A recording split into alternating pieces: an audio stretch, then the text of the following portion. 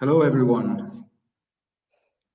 We don't have a very big audience today, but we are nonetheless ready to start. And I welcome you back to the EGPP seminar series.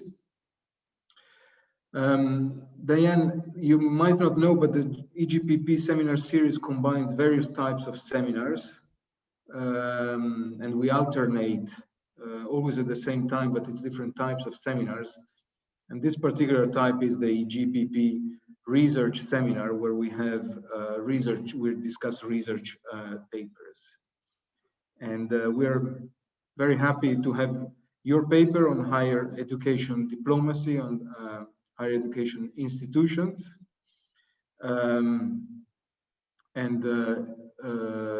We're very grateful that you take the time to present your paper and your work. Brief introduction: Diane Stone has recently been appointed Professor of Global Policy at the School of Transnational Governance at the HEI, and previously she held positions at the University of Canberra as well as other Australian universities. So thank you very much, Diane, again for taking the time to present your research. Unfortunately, due to COVID restrictions, we hold these sessions online only, even if things seem to be improving in Tuscany. I'm sure that it will be nonetheless an engaging and very stimulating seminar, and the past seminars we had online only worked very well. So we agreed that you will speak about 40 minutes and then take questions and comments. To those attending, I always remind that if you can, keep your microphone muted, but this video switched on. And then during the Q&A, we can all use the hand function, which is under reactions on Zoom,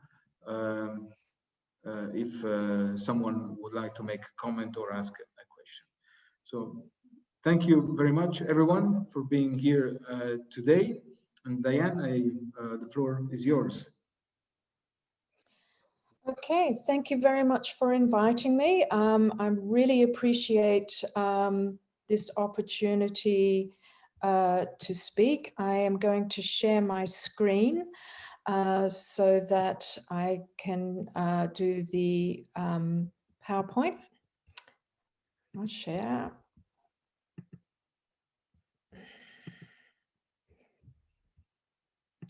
I'm just wondering if you're seeing it. No. Not yet. Interestingly, when you do these things in advance, it works, but of course, on the moment, it doesn't. Now we do. Yes. Now we do. Thank you. That's great. Okay.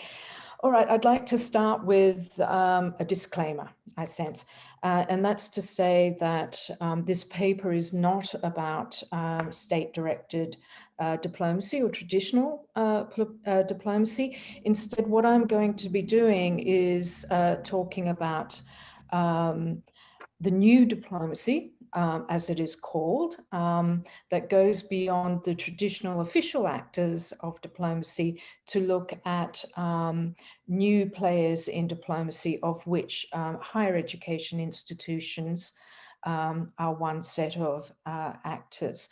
And I'm also going to throw out a variety of different meanings of diplomacy that all have slightly different conceptual nuances to them. And it is a bit easy to get lost amongst these different notions of diplomacy because they do overlap, and there are some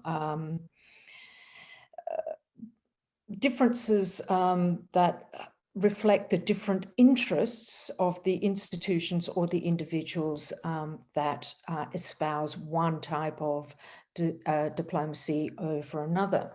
Now, this is a paper that I have in progress. I'm hoping to present it in mid-March at a conference for an end-award project event for a Horizon 2020 project on science diplomacy. But the origins for me of this were as a result of my involvement in another Horizon 2020 project on science and cultural diplomacy, which was called LCID. And along with my colleagues who were involved in the LCID project, there was people focused on science diplomacy on one hand, and then on cultural diplomacy on the other hand.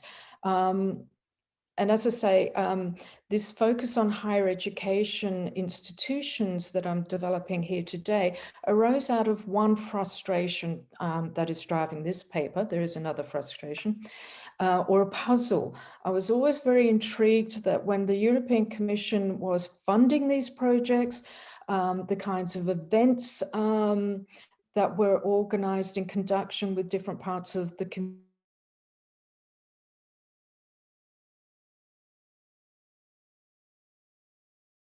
mention of universities or colleges and the roles that they might play as institutions themselves in diplomatic processes, or alternatively, different elements within those institutions, whether it's a research team or a department or a particular individual. So this just recently made me think about the extent to which the Horizon 2020 programs, of which there are 3, on science diplomacy, were depoliticizing the role of higher education institutions in the process of undertaking or becoming involved in science diplomacy or cultural diplomacy.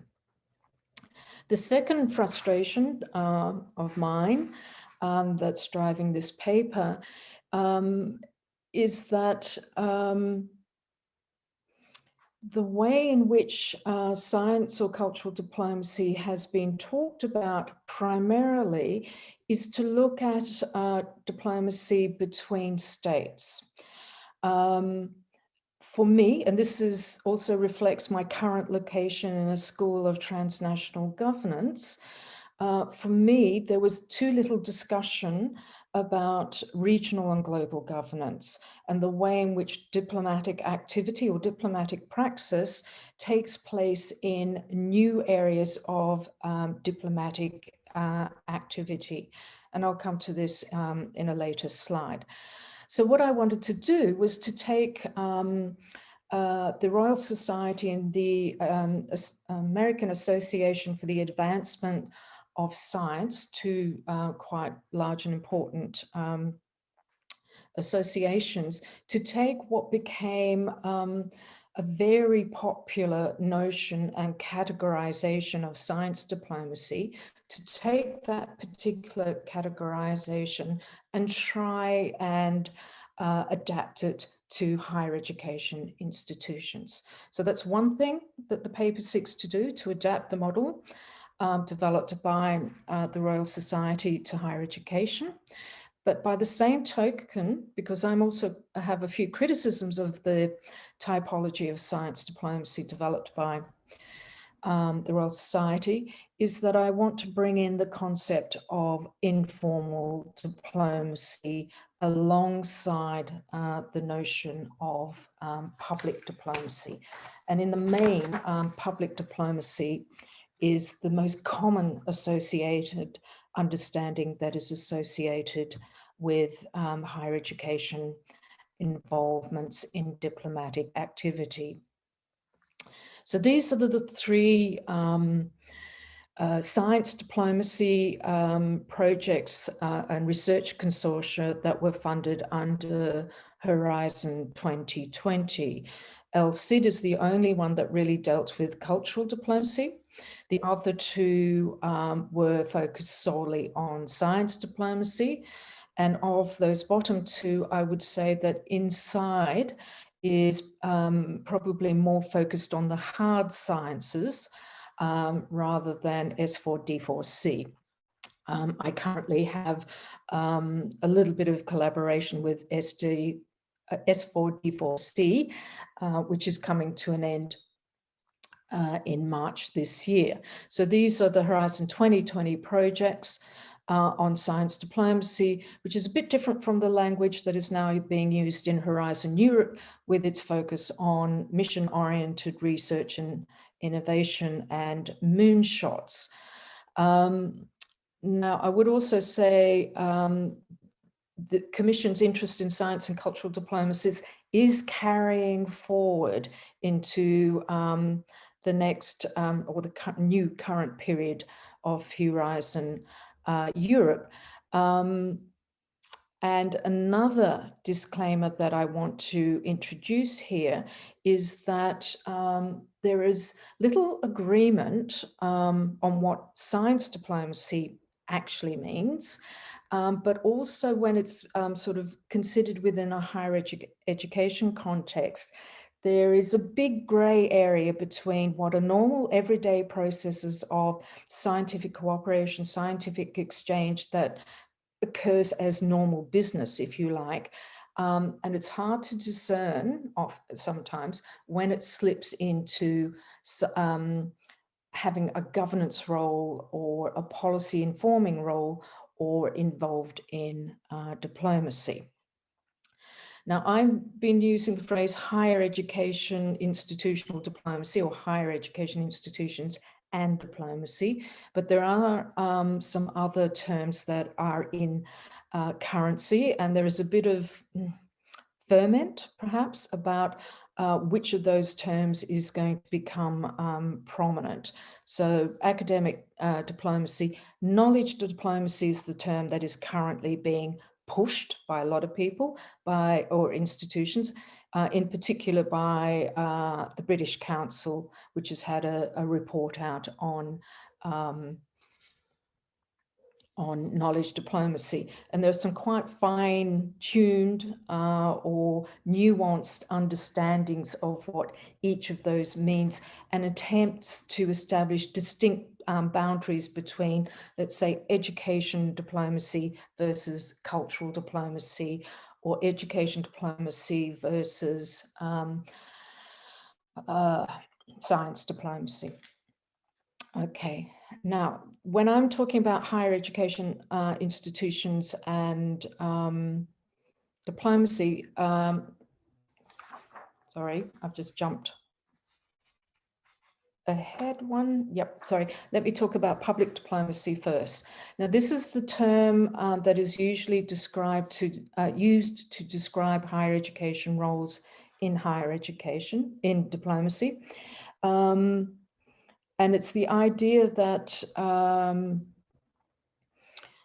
higher education can be used as a tool to promote state interests, that governments provide support or funding or various forms of political patronage to higher education institutions to help inform publics in other countries. And it can be done through a variety of means, including scholarship programs. So let's say, for example, the Fulbright scheme is a very good example of public diplomacy through higher education institutions. So it's the idea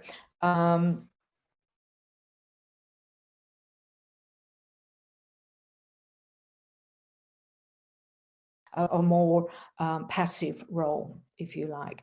A slightly stronger understanding is of higher education institutions as instruments of soft power, or sometimes the phrase smart power is used.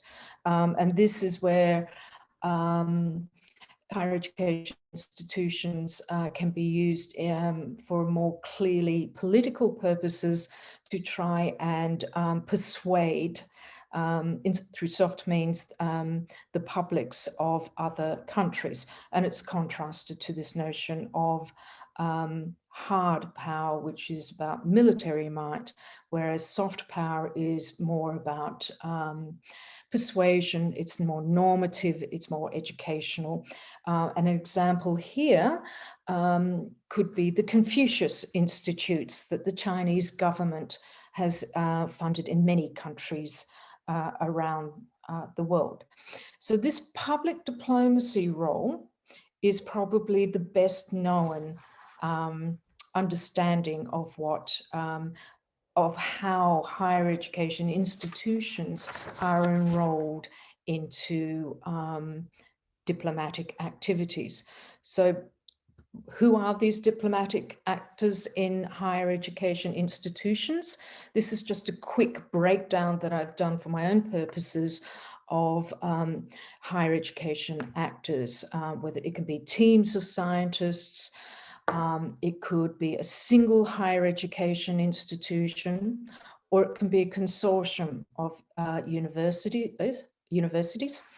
And then we're all involved in some kind of academic network, and networks of researchers or of scholars can also be incorporated into various diplomatic activities. And then also through the relationships of higher education institutions with cognate kinds of bodies, such as the International Science Council. I've already mentioned the British Council, nationally based bodies like the Goethe Institute that also engage in public diplomacy activities as well. Now, I want to contrast public diplomacy, which by its very name is public, it's in the public eye, with this idea of informal diplomacy. So public diplomacy, as I said, open to the public eye, relatively benign view of diplomatic activity in the sense that education is about cultivating mutual understanding. It's about the sharing of cultures, different ideas, about collaboration. And as I've said, most of the literature on higher education involvement in diplomacy has focused on this public diplomacy role. And it's kind of bemused me that the literature that has come out of peace studies and conflict studies on informal diplomacy has not been used to look at the way in which universities or individual academics or groups of them have become involved in the more behind the scenes activity of politics in terms of negotiations and conflict resolution and activities that are away from the public eye, So this concept of informal diplomacy is useful for me for trying to account for the way in which higher education institutions or their academics become involved in international negotiations, or more particularly in various forms of global and regional governance.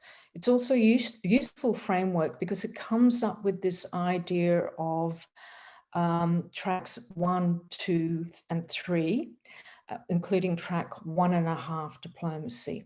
Track 1 diplomacy is something that formal government diplomats are involved in, or international civil servants. Track 1.5 is still a highly official process, but it involves the incorporation of different kinds of experts, usually from outside the state, outside an international organization, into diplomacy. Track 2 is probably a looser variation of track 1.5, and track 2 diplomacy is the most current name or label that is given to the recruitment and involvement of experts, whether they come from think tanks, from laboratories, private sector laboratories, from universities, or other kinds of knowledge organizations in the development of negotiation processes. Now, the tracks recognize different degrees of involvement. Track 3 is the civil society leg of informal diplomacy and can be thought of as public diplomacy almost interchangeably. The other two tracks, track 1.5, track 2, give a sense of the different degree of incorporation into policy development that non-state actors have been given. I am most familiar with the role of informal diplomacy in Southeast Asia, and in particular in relation to the regional integration efforts of the Association of Southeast Asian Nations, and in a particularly influential body. Very influential during the 1990s and 2000s. It's probably become less politically influential in the past decade or so, but it was extremely important group of think tankers and university scholars that played a very direct role in the development of both regional security cooperation efforts, as well as regional economic integration efforts. This was probably a reflection of the lack of state capacity at the time, and also the relatively smaller elite networks from the 1980s, 1990s onwards, which meant that both the think tank scholars, and these think tank scholars were often based in universities rather than being the independent Western notion of a think tank outside both universities and government. The individuals were in close personal interaction with political leaders and senior civil servants, a very small group of people that were able to engage in this regular long-term consensus building cross-regionally. Now, as I said, it was very influential in the 1990s and 2000s.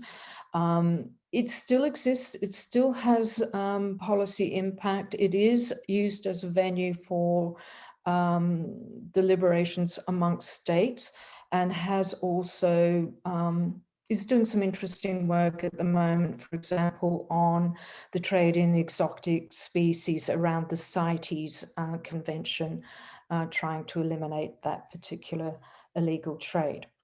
Okay, that's just one example of informal diplomacy and how central it became to regional integration efforts. Informal diplomacy is also a technique, a device that has been used in a number of Middle East negotiations, and I don't know so much about that, but it is a useful corrective, I think, the informal diplomacy concept of not focusing on the public diplomacy roles of higher education institutions, but is a good way to bring into analytical sight the way in which higher education institutions can become, or parts of them, or certain individuals associated with universities can become involved in a regular and consistent elite form of dialogue and interaction over the long term with various kinds of formal diplomatic actors in diplomacy.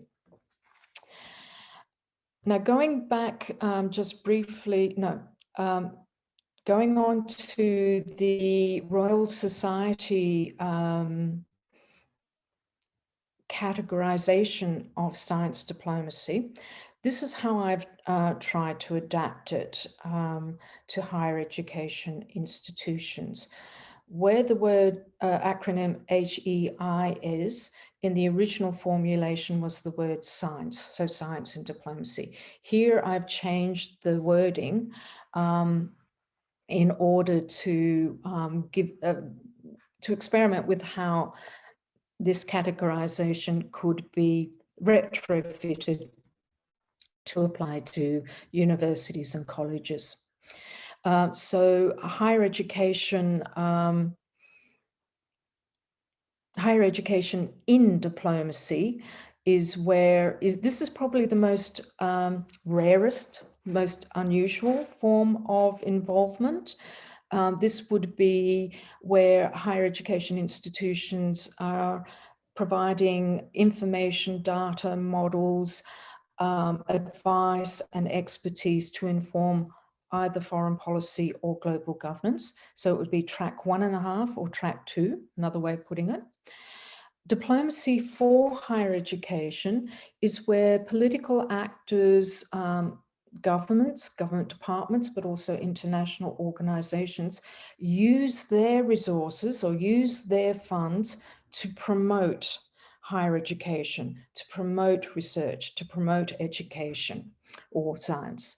And this would be used, these resources, political resources, could be used to fund scholarship programs. So, for example, the way in which the European Commission has supported Erasmus Mundus, or the way in which the US State Department provides support, bureaucratic support as well as financial support to the Fulbright Commission.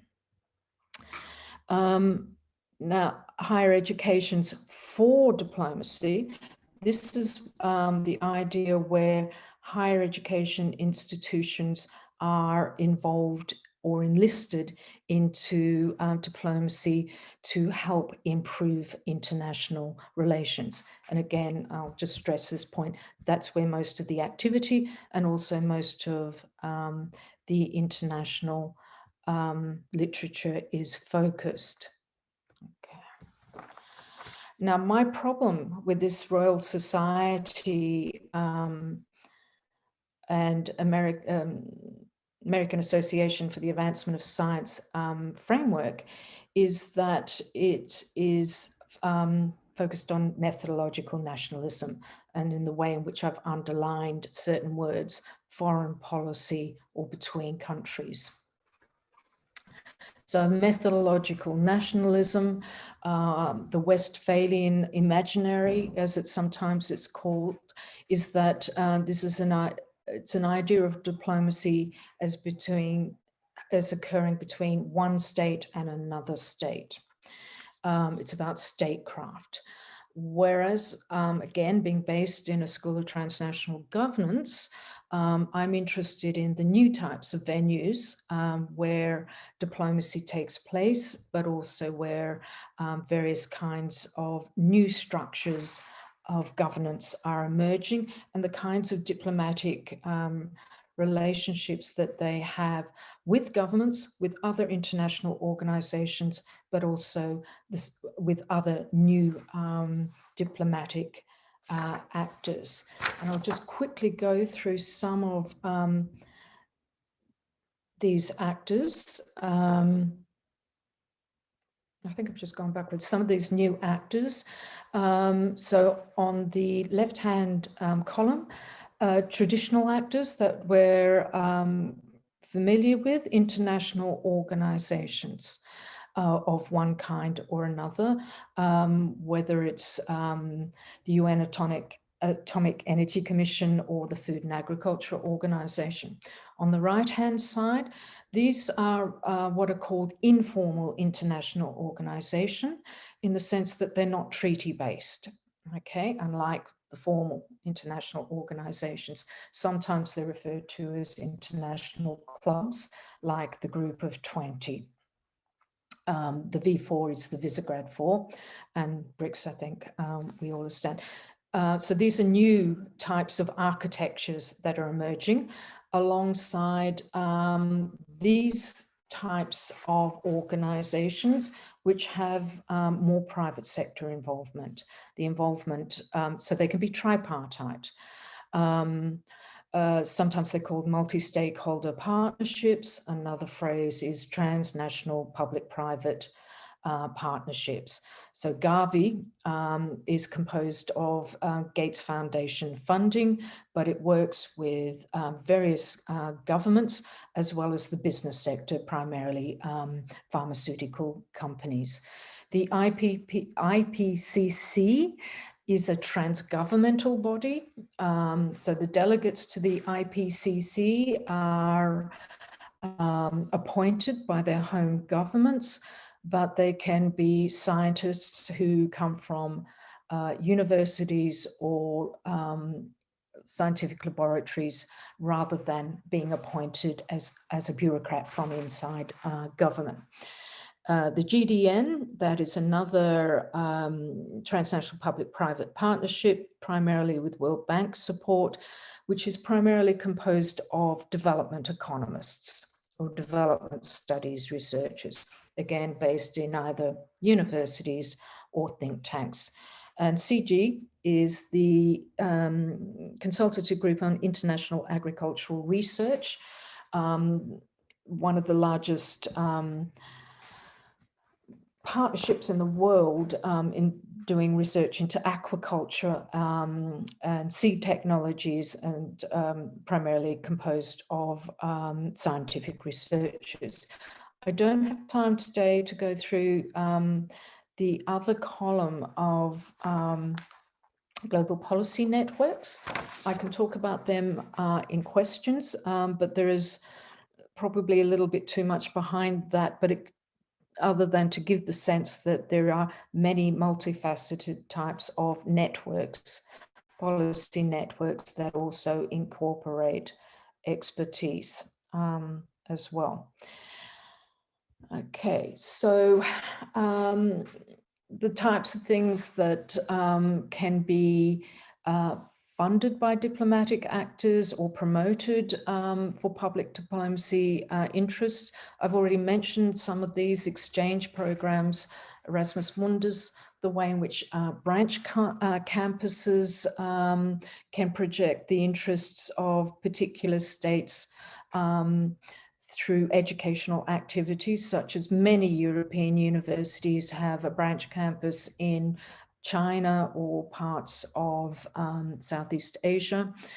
There are also some interesting philanthropic partnerships as well with private foundations or public foundations supporting scholarship schemes. Again, mostly in the public diplomacy frame. And again, stressing the progressive or the positive elements of the types of roles that higher education institutions can have in public diplomacy. Again, what tends to be overlooked in the literature is when higher education institutions can become diplomatic problems, that there is a downside, if you like, to the role of higher education institutions when they become a diplomatic problem. So this can include the failure of foreign campuses in second countries. We're all familiar, I think, with instances of academics being arrested, imprisoned, tried, or facing various kinds of harassment when they conduct research in other countries. And there have been a number of NGOs that have formed around this, like Scholars at Risk, which is one of the larger NGOs trying to raise awareness of scholars who've been harassed by their governments, or to provide support for them if they're forced out of the country. Probably one of the most significant events in the past decade concerned LSE and its involvement with the Libyan government. This is something that became a very public event because it dragged in two peers of the realm, was indirectly associated with a former British Prime Minister, led to the resignation of the LSE director, and the exile is probably a stronger word, resignations of other professors, but caused huge reputational damage for the LSE around about 2014, I think. And then there is also Lex CEU, something that's much more recent, something I'm probably yes, it's still something I'm very close to, having just arrived here at EUI from Budapest. And for me, the experience of CEU in Hungary very much demonstrated the limits of the rhetoric that has been coming out from the European Commission about the power of science diplomacy or cultural diplomacy, and the limitations, in a sense, of this type of new diplomacy that was unable to provide any reprieve for the CEU or in the negotiations and debates that occurred with the Hungarian government. So, coming to a conclusion, given these kind of issues that crop up from time to time, these politically charged incidents, it's probably no wonder that higher education actors also like to distance themselves from centers of power and from diplomatic activity. So I've been talking about the way in which higher education's institutions or actors can become involved in diplomatic practice, but there is also a lot of resistance within the academy to this kind of relationship to power. And there is also an unwillingness to use the idea of academic diplomacy or science diplomacy or knowledge diplomacy. And instead, there are various groups that prefer to use a language about the utility of higher education internationally or in global governance in much more dispassionate terminology, to project the idea of knowledge as a global public good, to think about open science or open access, which is very much within the diplomacy for notion of activity provided by the Royal Society. And this is pretty much it. Thank you for listening. As I said, it's a work in progress paper where I'm going to develop this particular paper by drawing much more on the idea of depoliticization. I will also later develop a paper on CEU as a case of failed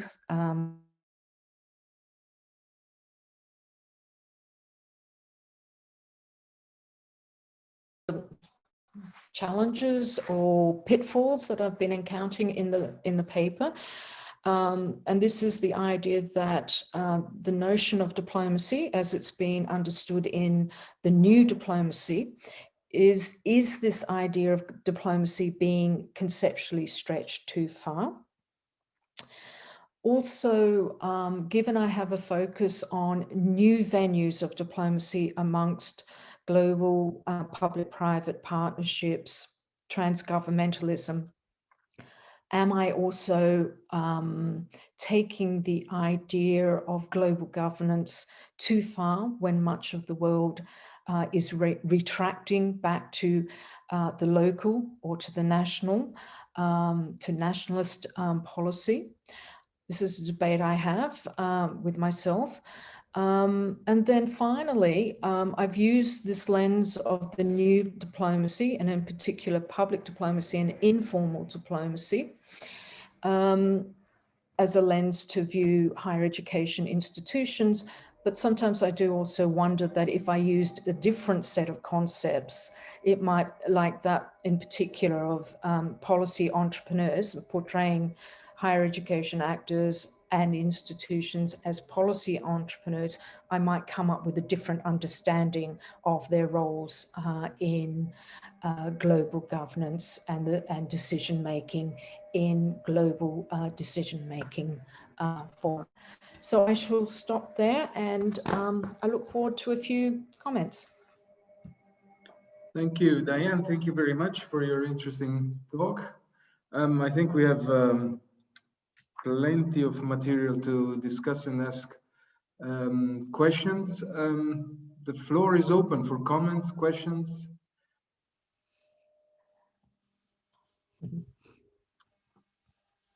I'm happy to start the discussion if people still need some more time. If I may, Diane, I found this very, very interesting, and you touch upon many elements of work, I think, that pertains to many fields in political science, and some of which I'm also working on. And one is, yes, you said also at the beginning and at the end that you wanted to do more work on the concept of depoliticization. And obviously I'm very interested in this and to hear more how you define it. And I had some trouble myself linking your talk to this, and especially when you air the idea that there can be degrees of politicization or depoliticization, and so this is quite a general point. And now, for simplicity, I'm going to refer it to science diplomacy. And I wonder, I mean, the science diplomacy done by experts, I wonder how compatible it is if we're not dealing with an oxymoron. Can diplomacy be depoliticized at all? I mean, it's the goal of diplomacy is to influence, to bring about certain choices that should lead to some change, at least in the relationships. Yeah. Whereas science should not have these goals. So I was a bit of pain at reconciling these two. I mean, and that's why I thought it was very, very interesting. Now, beyond that, I mean, a second area which I thought was fascinating in your talk is when you speak of diplomacy as, and you criticize diplomacy as the idea that it's about relationship between states. And this is the methodological nationalism or nationalist fallacy. And I'm very convinced that there are many actors that are non-state actors that do diplomacy. But if we understand diplomacy as a relationship between at least two units, I was not clear about the receiving unit. So you can have an actor that takes an initiative, launches a program. What is the target? In a different state, is it the whole state? Is it the public? Is it a certain field? Is it a category of people? For example, does science diplomacy, for example, through programs like the ones you mentioned, have as a goal to influence only students or universities or scientific outlets, or the whole of the society? The political. So does this kind of diplomacy need an equivalent on the receiving side of these initiatives? And the third point, I mean, I'm just going a bit through my notes. I hope this is not too chaotic, but when you speak about conceptual stretching of diplomacy, I was wondering, is it always diplomacy? Are all these programs, all these initiatives diplomatic? I mean, there could be just collaborations between universities that don't have a diplomatic aim. Yeah. So where do we draw the line? Yeah. For example, I'm not very familiar with it. I remember reading about the LSE scandal, but this is basically some money that was given to LSE to run some research. Why do we define this as diplomacy? So my general question is, where is the dividing line between simple collaboration between research units or university programs in different countries? When does it become diplomacy? I leave it at this. Thank you. That's plenty. And I might start with the last point about where do we find the dividing line. And yes, you're quite right. It's a huge grey area. Okay. And what one set of scholars might see as diplomacy, another set would resist that idea, as well as officials. So one of the things that was very interesting in El Cid, when we had meetings with people in the commission and the official diplomats who were involved, they were very, very keen to draw a distinct line between what they did and what they thought saw as science diplomacy. And it was a hierarchical one. Okay, in the sense that science diplomacy is for the use, for the tool of decision makers and the locus of decision making and negotiations and foreign policy development was within official venues of government. So that set of actors had a very clear idea of where the dividing lines were. But it was not necessarily seen in quite the same way by new diplomacy actors. Now, that I'm not saying that there is a right or a wrong here at all. It's very much about interpretations of power in decision making and whether or not you consider the kind of evidence or models or theories and concepts that are developed have a powerful agenda setting function in determining what is or is not, for example, a global problem.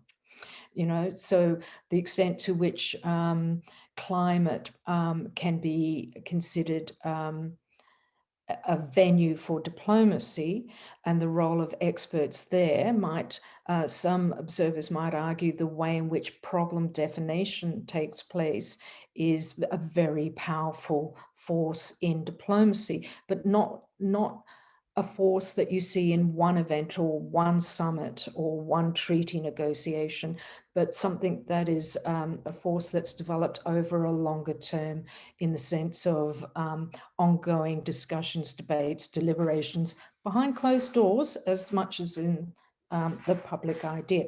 So there is, I think, a very general problem about where does diplomatic praxis, and I tend to use the phrase praxis.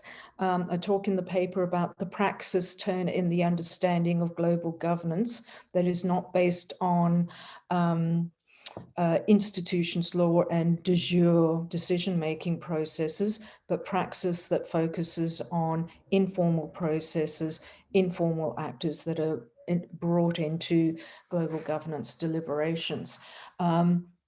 So the dividing line is very difficult to see when you have a praxis focus as opposed to a clear institutional focus on legally defined power holders. So that it is a big problem, I would say. In the case of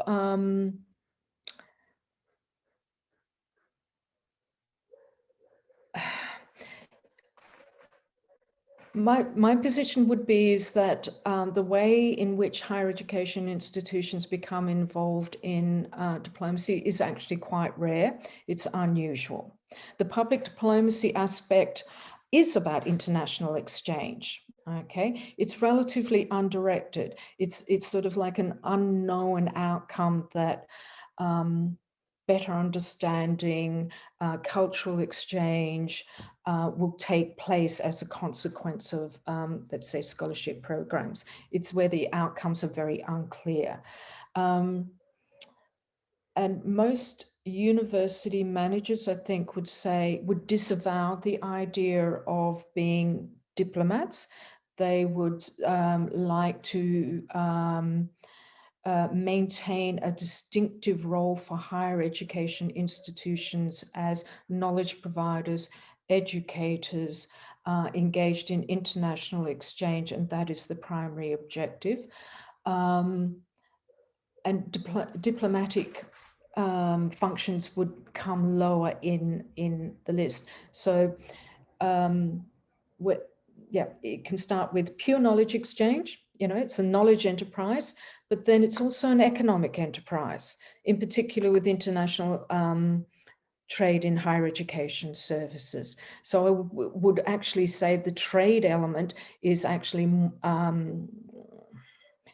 more apparent, more real, more material than other diplomatic roles, which would come further down in that hierarchy. But again, depending on who you are, if you're an actor in a department of higher education, you'd probably be more interested in the international trade aspects, whereas if you're based within a higher education institution, you may well focus more upon the knowledge exchange roles.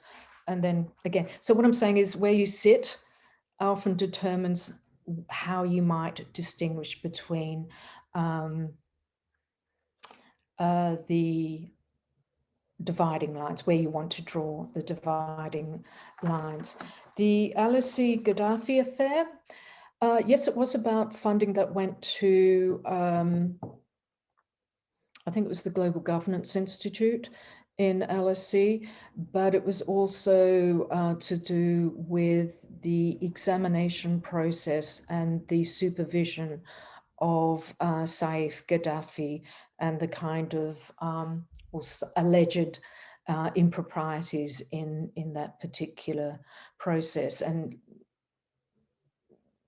given the identity of Saif Gaddafi, it became a diplomatic problem. Now, that is different, I think, to the ways in which this kind of goes to your next question, second question about methodological nationalism and whether higher education diplomacy as a non-state actor, to whom is it directed? I think there is a need to go back to those tracks. Most of it is directed towards the publics of other nations. But in track one, then the target audiences of higher education involvement of usually individual academics in behind the scenes deliberations. It's for a very elite specific gathering of people who are party to a particular conflict or a problem. I don't think I entirely got the sense of your question in that question. But the diplomacies when it's for the whole of society, then it's public diplomacy of one kind or another. When I say whole of society, there can still be targets in the sense of if you're focusing on a diaspora population, then it can be to a particular group within the public. When it's track one, then it's about decision-making elites within a country.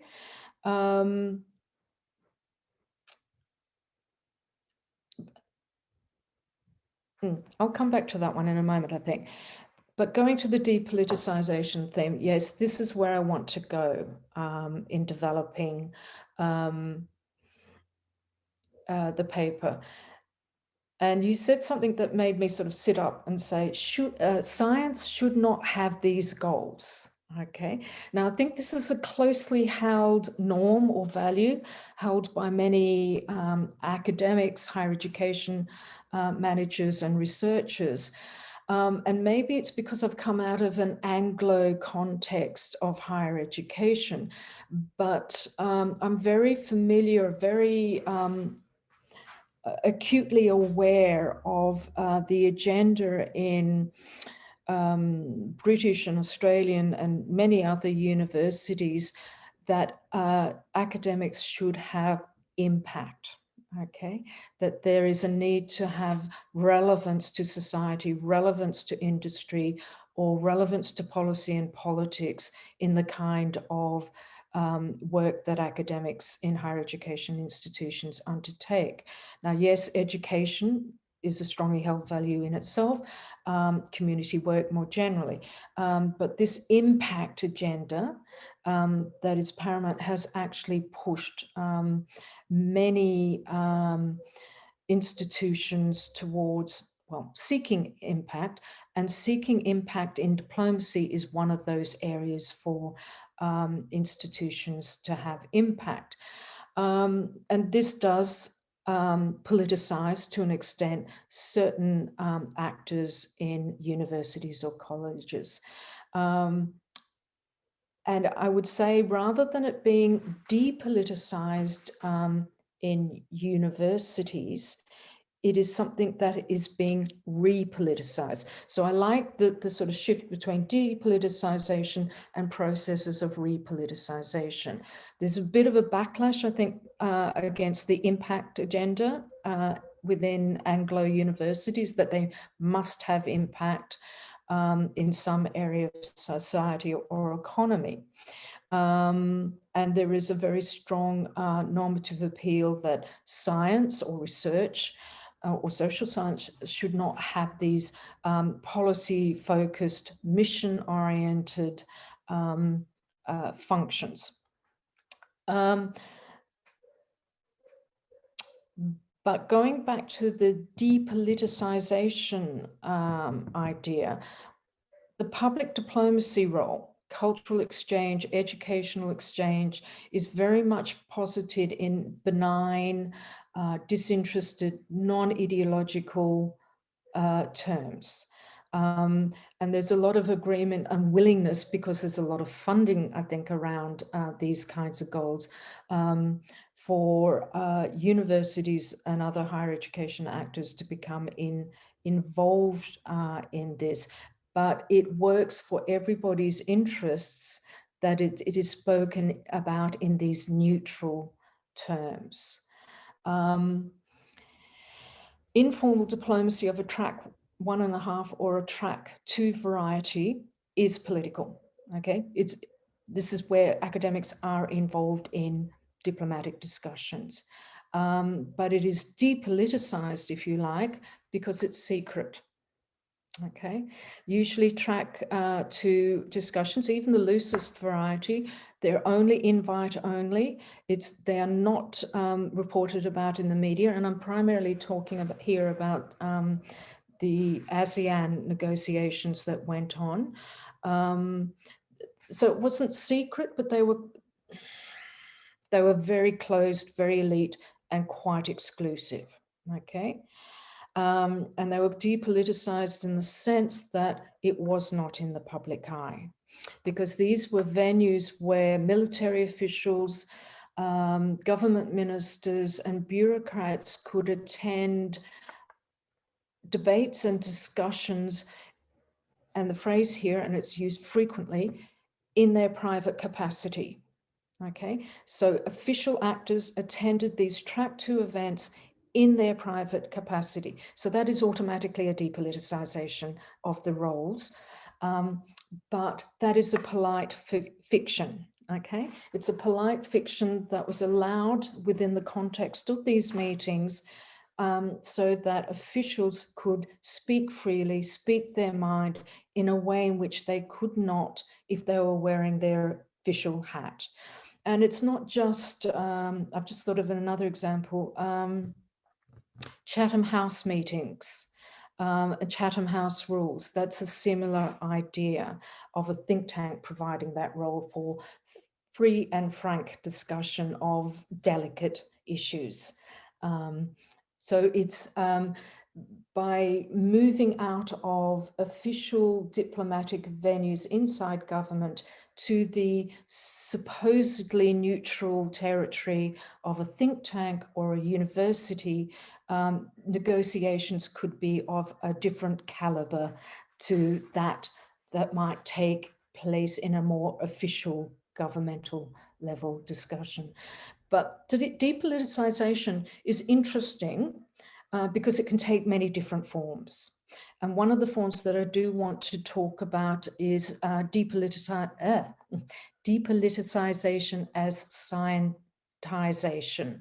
It's just one category of it. And the way in which experts from not just universities or colleges, but other kinds of knowledge organizations are brought into deliberations because they can master an esoteric language. They can provide the models that are not, they can provide all the scientific trappings, if you like, to exclude the public, okay, to exclude wider audiences from development of policy within an area. So scientization in the sense of making things esoteric, complex, difficult to understand because there are so many scientific communication codes that are necessary, as well as years of PhD training or experience in order to be able to operate at a certain level of discussion. So that kind of scientization, depoliticization is a way to exclude non-experts or the public or citizenry or whoever, NGOs, for example. So that can work for formal diplomatic actors to have that kind of science veneer. It's using it, science, in a very instrumental political way to exclude other actors from discussions. In the paper, I had 4 categories of depoliticization, and that will be my next step to apply more distinctively the depoliticization idea. So thank you, thank you, Diane. Further comments or questions? Lorenzo? Okay, thank you, Diane, for the very interesting presentation. I have to say, on a topic that I have not much knowledge, so that was really interesting to hear this very comprehensive overview, and especially of what you intend to study at the School of Transnational Governance. I have maybe 3 questions. Maybe some of them are more like reflections and comments rather than specific question. The first one would be, as far as I have understood, reading a bit of your paper and listening to your presentation, the higher education institution category, it's a pretty broad category in which you can have a lot of very different institution organizations with different degrees of public and private sides. So I was thinking that if we look at what you have described as the main research area for this type of studies, which is how much the higher education would impact on strengthening or maybe making more conflictual the international relationships, either between states, so in a bilateral point of view, or more in a global perspective. I would think what the type of higher education means in terms of the impact on these relations. In other terms, if I have as my independent variables the type of higher education institution, and my dependent variable which I want to study is the impact on the relationship either between states or from a more global perspective, what would be the impact of this? My second more general comment is by going through your presentation, when we discuss some parts of different institutions such as the Gavi, the Global Alliance for Vaccine and Immunization, my first reaction was, okay, maybe nowadays, maybe the current times, the COVID situation is a very interesting case study, which would make a nice lab for seeing how this type of higher education institutions impact. And on this, I was thinking, going back to the depoliticization or repoliticization of this domain, how much of you're thinking of including also the study of public opinion? And in other words, how much the role of this institution impact on how this is perceived by the population, which goes, I understand, a bit outside of your scope of work, but still I was thinking that it would make an interesting case. And finally, when you talk about the diplomatic problems connected to higher education institutions, the cases you mentioned, for instance, CEU or LSE, are all cases in which, let's say, your unit of observation is at the meso level, so it's the institution in itself. But you also mentioned cases when single actors that belong to this institution may have their lives at risk or risk something. In some cases, much more. I mean, the first thing I thought about is the cases of our researcher, Giulio Reggiani, who was imprisoned and killed in 2016 in situation that is still not clear.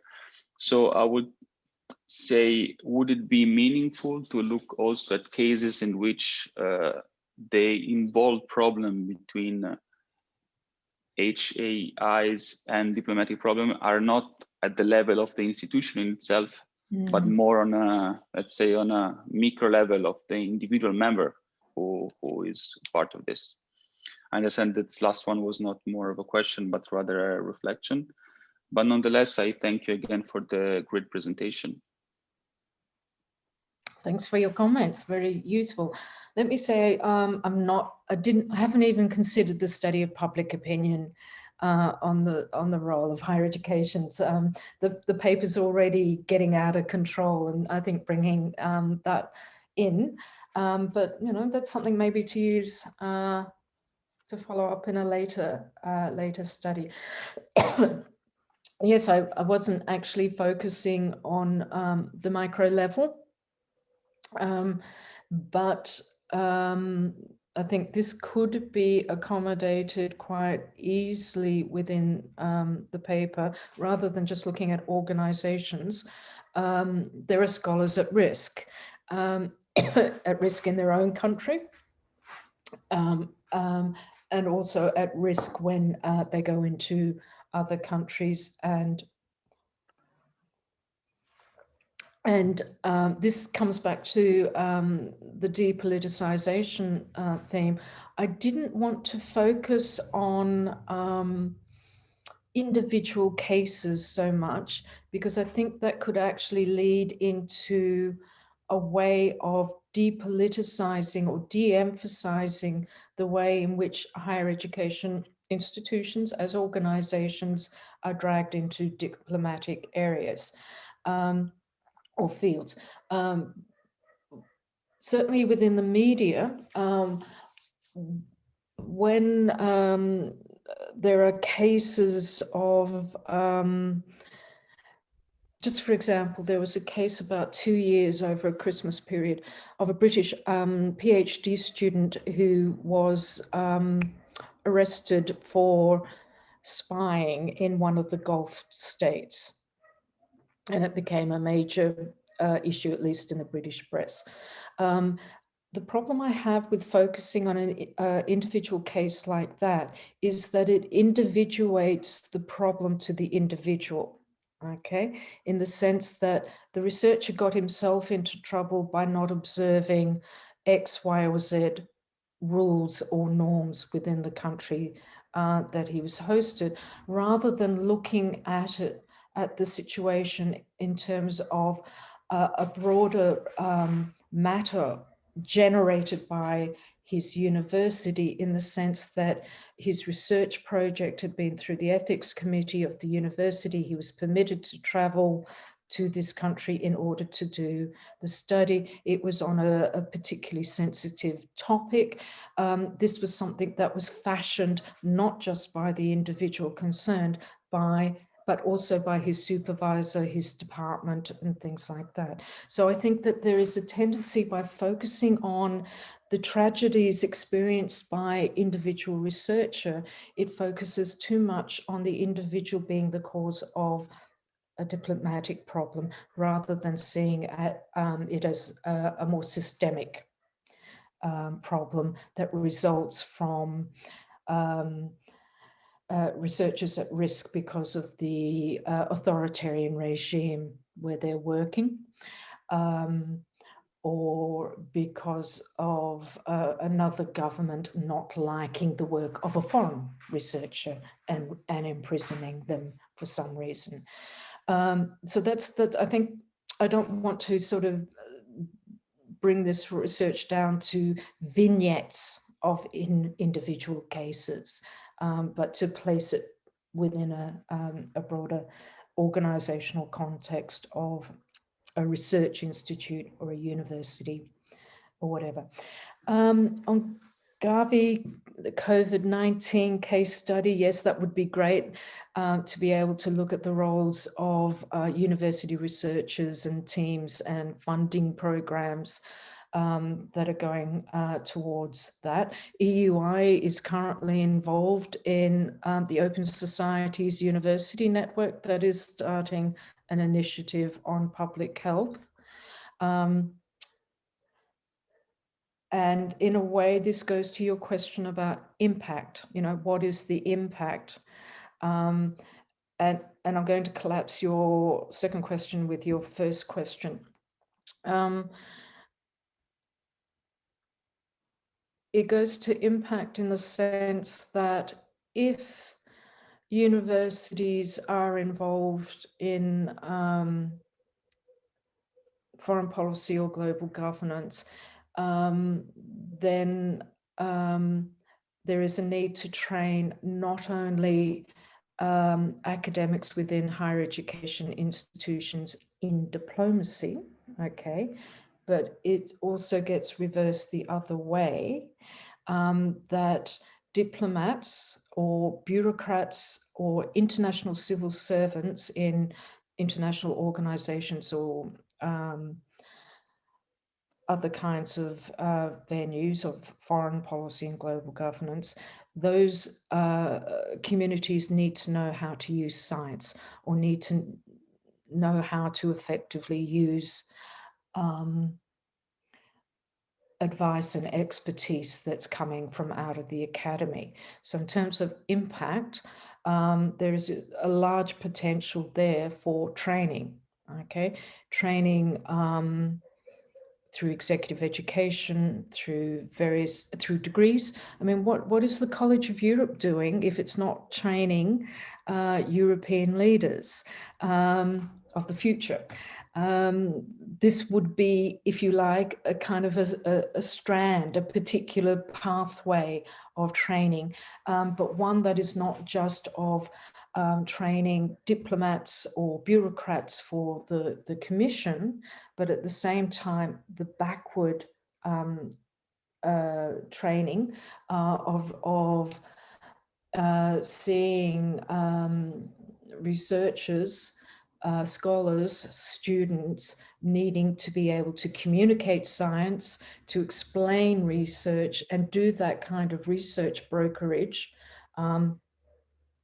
inside both government and global governance organizations. So I see it as a two-way process of impact.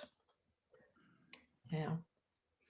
I'm surprised nobody's asked me, does EUI play a quasi-diplomatic role? I was going to. I was going. No, what you said last made me think about the UI as well as. Yeah. And look, the State of the Union, okay? That's a public diplomacy platform.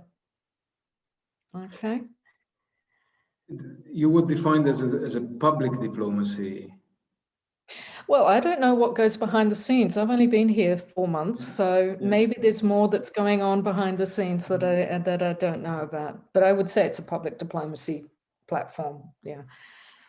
Ingo?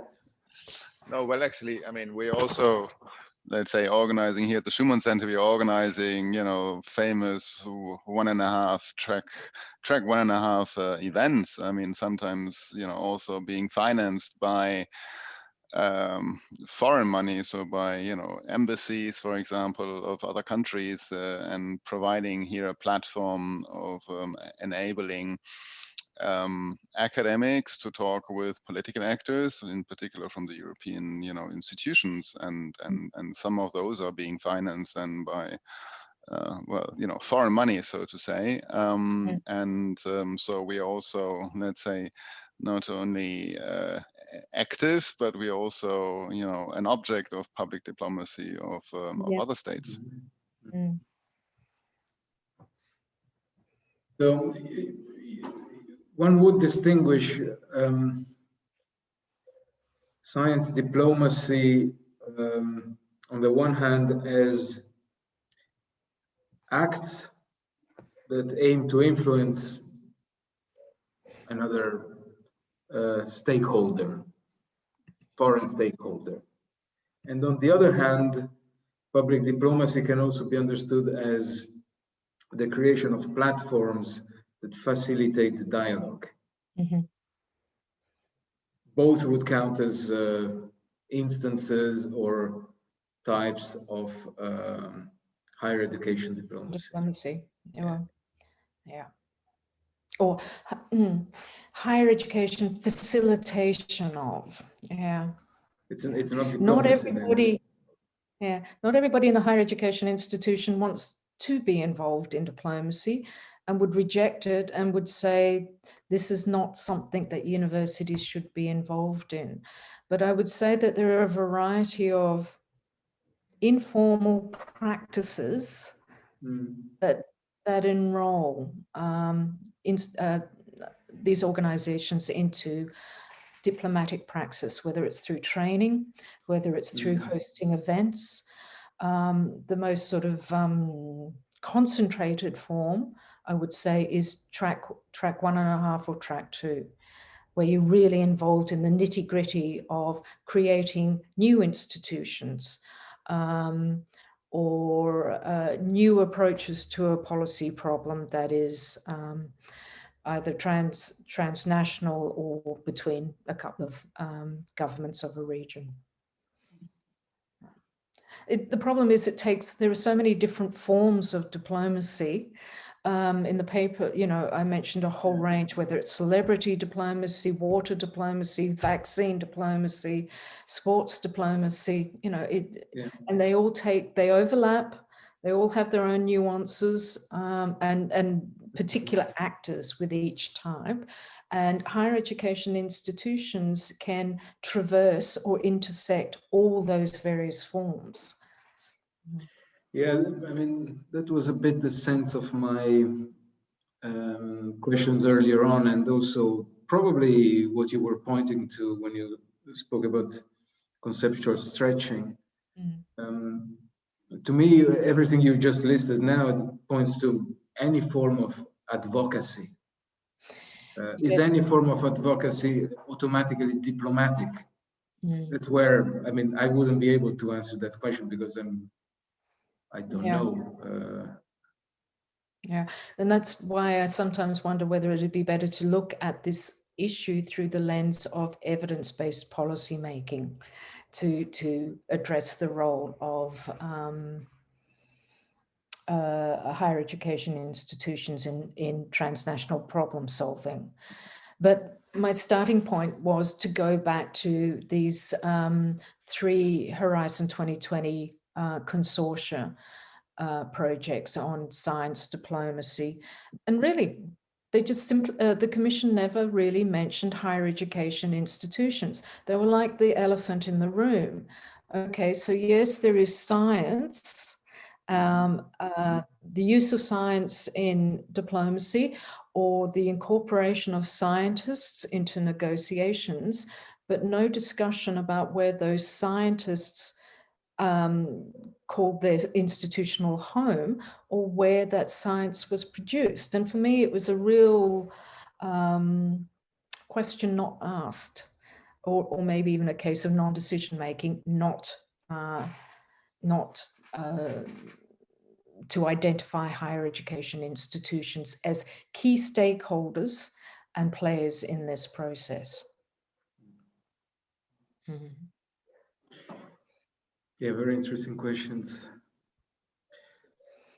I don't see further hands raised. I see that we reached almost 2 p.m., so I think the seminar comes to an end. Thank you very much again, Diane.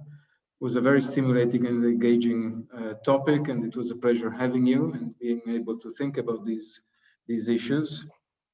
Thank you everyone also for attending.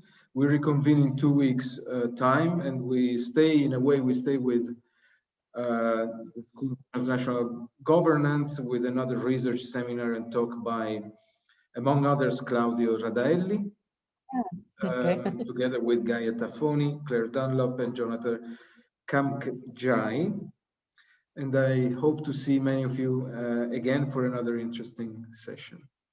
Have a good day, everyone, and thank you again.